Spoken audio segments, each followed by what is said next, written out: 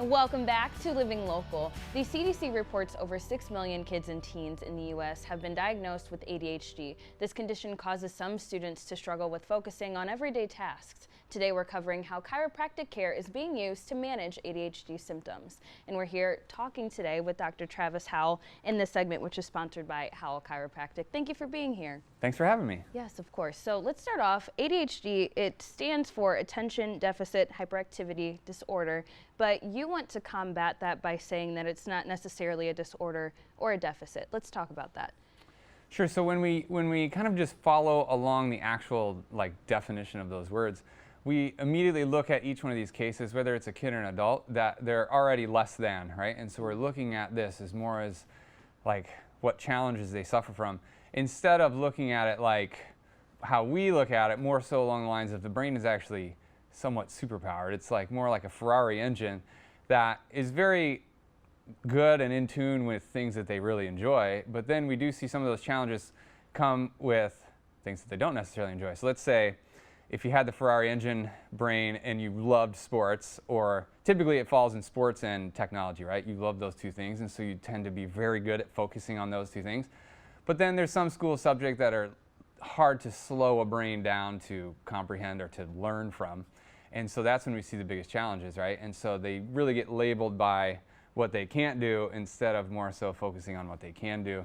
And so our goal through the process is to really focus on the strengths and then do everything we can to help them with those things that they don't have as much of the ability to slow everything down. Like sometimes that's like math and English and stuff like that. Some of those other topics that we unfortunately all have to take in school. And you say really too, along those same lines, that there are no purposeless behaviors. And I'm assuming that that is stemming from what we're talking about. Yeah, absolutely. So you might notice, as far as this happens kids and adults, but when we're looking at the kids specifically, when their brain becomes overwhelmed, they're going to have a behavior. And so typically we're looking at these behaviors as something we want to fix or something we want to correct or something that's wrong. But instead, if we maybe shifted our brain or our conversation into what are these behaviors actually telling us, and what if we looked at them as little windows into the brain that say, hey, look, this behavior is occurring because this brain is overwhelmed. So why don't we figure out how to decrease the overwhelm instead of focusing on how do we stop or change a behavior, right? So we tend to look at the behaviors as something that's wrong, but we always try to shift it and say, hey, look, what does this actually tell us about this child or this adult? And for example, I'll use myself, right? So sometimes when you're a little stressed out, maybe you're going to go on TV or something like that. When my system is overwhelmed, when my environment exceeds my ability to kind of adapt to my environment or respond well to the stress, I like to move around, right? So I'll go work out, I'll rearrange my office. My staff knows that if they came in and I rearranged the office, I probably was a little stressed out. Yes. So they kind of tread lightly that day as they kind of start the day. But that's really all I need to do to kind of reset my environment, to kind of calm my system. And so it happens to kids and adults, but for kids, most of the time in school, it's like getting up, moving around, clicking a pencil, chewing on a pencil, throwing things. Fidgety things. Those different things. And they're yeah. just simplifying their world. And this is a super complex topic that I'm trying to summarize into a few words. But we're going to give you an opportunity to learn more on that. But that's really what we're looking at. How can we look at the behavior more so as a window into what's happening versus something we need to change? And where does chiropractic care fit into all of this, especially with managing those symptoms for students and teens and kids?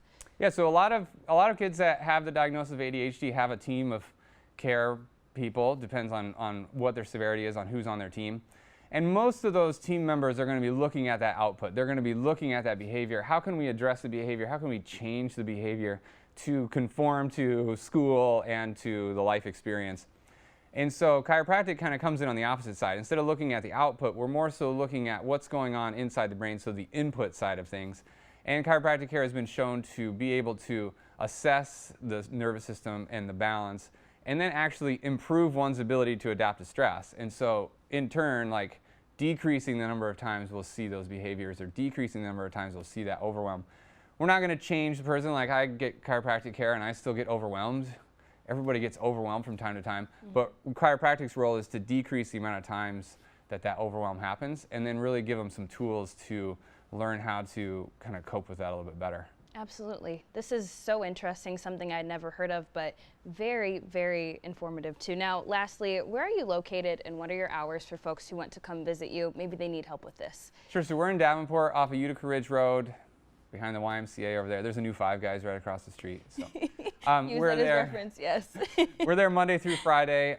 Most of our kids come in the afternoon after school, so we're there in the afternoons Monday through Thursday, but we have office hours from Monday through Friday. Okay, fantastic. Thank you so much for stopping by. Yes, thanks for having me. It's been nice talking with you. Now, if you want to learn some more information, you can visit howelldc.com in this segment, which was sponsored by Howell Chiropractic. And we'll also have those details posted over on our website at ourquadcities.com.